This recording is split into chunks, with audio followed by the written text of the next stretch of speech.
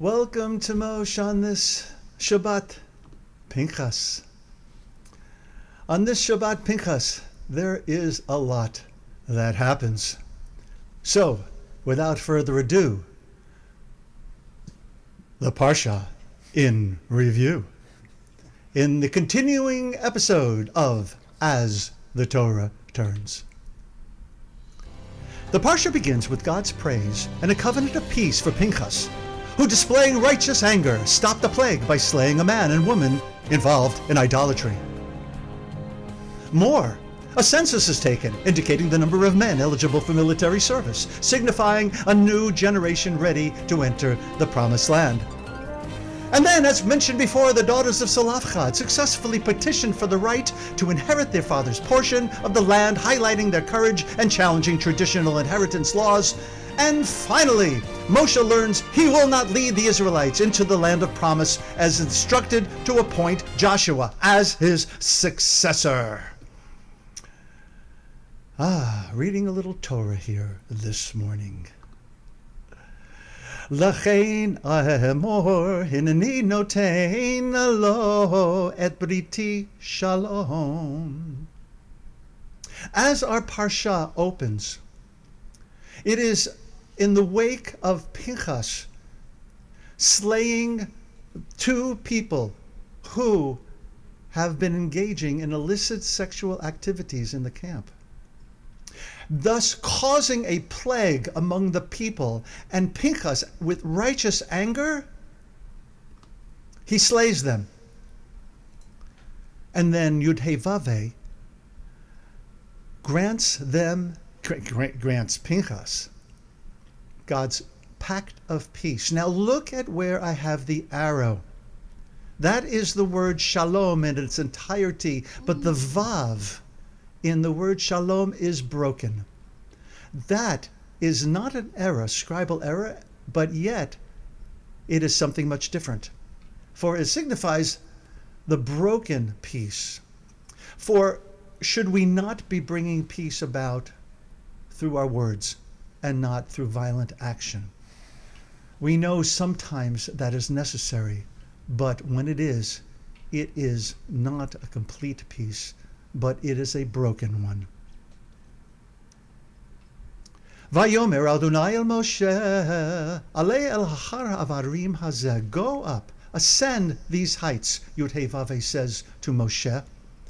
Ure'ei et ha'aretz asher natati livnei Yisrael, and look at the land, see the land that I have given to the Israelite people. V'rayiti otav nesafta el amecha gam ata. When you have seen it, you too shall be gathered to your kin. Ka'asher ne'asaf Aharon achicha, just as your brother Aaron was. What's going on here? Moshe will not enter the land of promise. Moshe will die before he gets to fulfill his holy mission. Moshe spoke to Yud-Heh-Vav-Heh. Yifkod Adonai Elohai HaRuchot l'chol Basar ish al ha'edah. Here is that new name for divinity, HaRuchot l'chol Basar. And Moshe says, let Yud-Heh-Vav-Heh, the source of the breath of all life, appoint someone over the community. Moshe realizes if the people are without his guidance, what are they going to do? They're going to need a new leader. That pasuk, that verse ends with, so that Yud-Heh-Vav-Heh's community may not be like sheep that have no shepherd. They need a leader. Vayomer Adonai el Moshe, kach lecha et haYehoshua ben Nun, ish asher ruach bo, v'samachta et yadcha alav. And Yud-Heh-Vav-Heh answered Moshe, saying, take Joshua, the son of Nun. He is a man with ruach. He is a man who has the Spirit within him. V'samachta et yadcha alav, and put your hand on him, on his kepi, on his shoulders. For those of you who know what the word smicha means, there, Yereshet Ve'ira, giving smicha to us all. This is what happened when I got ordination. All of my teachers put their hands over me or on me and bestowed on me the same responsibilities that they had. They gave me smicha, v'samachta, and you shall lay your hands upon them. And Devorah, may that day come speedily and in our lifetime. Or what makes a good leader? Well, first, let's take a look at this name for God, Elohai HaRuchot l'chol Basar. Like I said, this is the first time that this name for divinity is being used. So let's turn to Rashi. And he asks that same question. She'elah tova. Why is this expression used? Why does it not simply say Elohai kol Basar? Instead, it says, which is the God of all flesh, it says the God, divinity, the spirit of all flesh. So this is what Rashi has to say. That what Moshe was saying to Yud-Heh-Vav-Heh was that the personality of each person is revealed to you, and no two are alike. Just like all of you here. Appoint over them a leader who will tolerate each person according to their individual character. That cracked me up when I read it for the first time. A leader needs to be able to ascertain what each individual's good points are, and their weaknesses are too, and speak to them individually in that way, and the community as a whole given the sum of all of its individual parts. So Rashi realizes this, and that this is about the spirit that lives within each of us. So the spirit of all flesh, Elohai HaRuchot l'chol Basar, knows each of us by name. The late Rabbi Jonathan Sachs of blessed memory, on leadership. He teaches that leaders respect differences, but like the conductor of an orchestra, integrate them, ensuring that the many different instruments play their part in harmony with the rest. True leaders do not seek to impose uniformity. Instead, they honor diversity. So let's take a look at some of the qualities of a good leader, and I suspect there are many, many more that you'll have a chance later in breakthrough rooms to share what your idea of a good leader is. First of all, a good leader leads by example. Is that not true? Especially parents among us, we know that because sometimes things come around to bite us when we've led by not so good example. But if we live by good example, we pray that our children will live their lives as well in that way.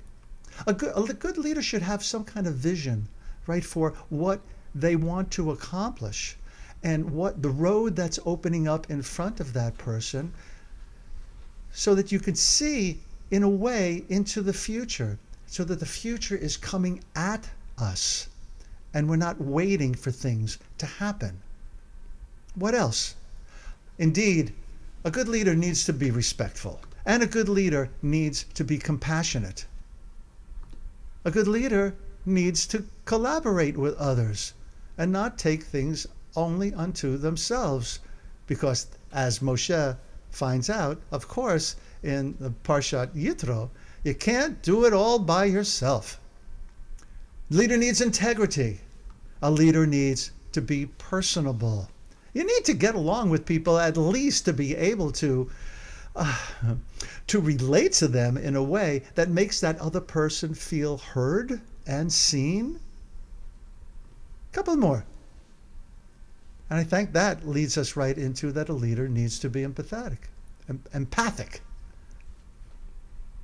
And finally, a leader needs humility, to know, just as Moshe knows, that he didn't build this, and neither did we.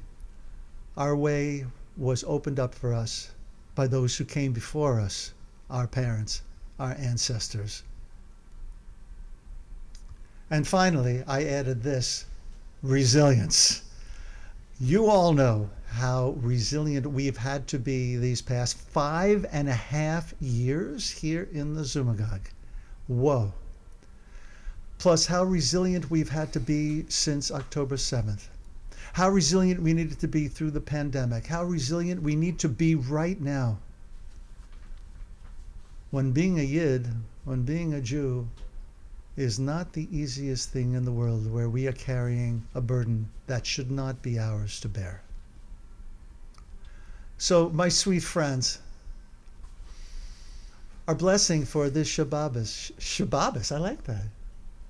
On this Shabbat Pinchas, may you come to fully embrace the leader that you are and all that you have to offer to this community and all that you have to offer to the world.